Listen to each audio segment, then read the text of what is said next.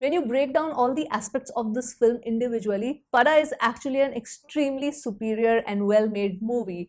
But still, despite all of that, the impact was somewhat missing. Hey everyone, welcome back to my channel. My name is Ashmita and I hope you all are doing well. And right now I will be sharing my thoughts on the Malayalam film Pada. Now when this released, of course I wasn't able to catch it in the theater, so I was waiting for its OTT release, and it is finally streaming on Amazon Prime Video. When I did the teaser and the trailer reaction, I said this multiple times as well that I want to watch this movie, and there were several reasons for that. Number one, the stellar star cast, and number two, that it was based on a real incident. Generally, it's very intriguing for me whenever a movie that is made based off a real incident, because I want to see in which direction the treatment of the movie is done. Like, would the director or the maker commercialize it, or would the maker keep it very realistic and to the point? Now, I would say honestly that the trailer is a little bit deceiving, because when you watch the trailer, you would get this feeling that the movie probably has a lot of high voltage moments and it is made in a commercial way. But that's absolutely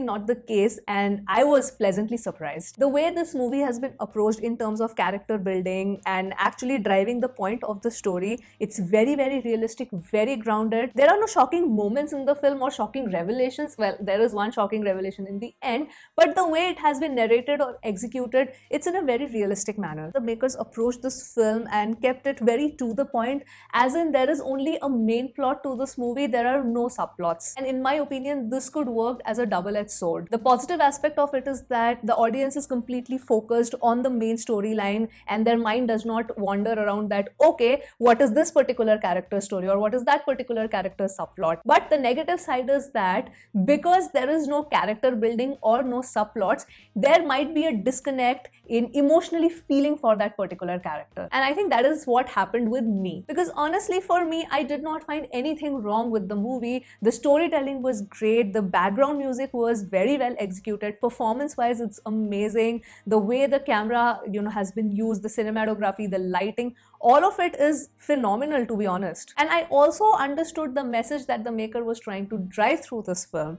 But at the end of this movie, I just felt a little empty and not really emotionally invested in the characters. And if the director's intent was just to, share the message or give the message out to the world, then I guess it's fine. But if the director really intended that we feel for these four particular characters, at least in my case, he failed. Now, with that being said, let's discuss the various aspects of this film. Starting with the storyline, as I said before, this is based on true events, and this is particularly a socio-political drama. There are four men who walk into the district collector's office in Palakkad and take him hostage. The reason being that these four men are actually fighting for the land rights of the Adivasis, and they want the public and the government's attention to be drawn for this particular issue. They feel that they have exhausted all peaceful ways of negotiating, and this only is the last resort. If they actually take hostage of the district collector, they will get the attention that they have always wanted. The movie is set up in 1996, and I'm very, very happy. To be very honest, I'm so happy that a movie highlighting this particular topic and issue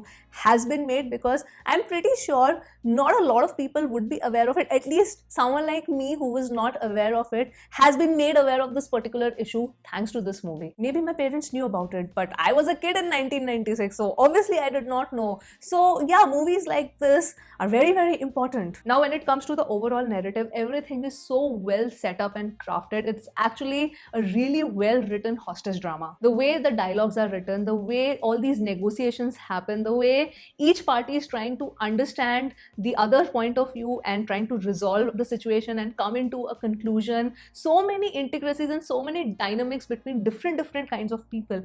All of it, I mean, honestly, this could have been very well written into a high voltage commercial drama, but the way it was treated in this particular film, it was phenomenal. The dialogues are very realistic, and the tension building was really good and very, very organic and gradual. And why I'm specifically emphasizing on the dialogue, because this movie is dialogue heavy. Everybody is trying to share their point of view, and also this movie is in a way trying to create an awareness about a topic which probably a lot of us have forgotten. So the dialogues of course had to be well written, otherwise this movie would have completely fallen apart. Then coming to the other technical aspects, as I said before, the lighting, camera work, the way the district collector collector's office, that particular room was utilized very, very well done. Now, the one big complaint that I have, and it's nothing related to the movie, it is for the person who did the subtitle work. There are many places where the dialogue has been spoken, and I am guessing that yes, those were important dialogues because I wanted to know what is happening, but there were no subtitles for it. And it's not just, you know, one or two lines. Like there were long dialogues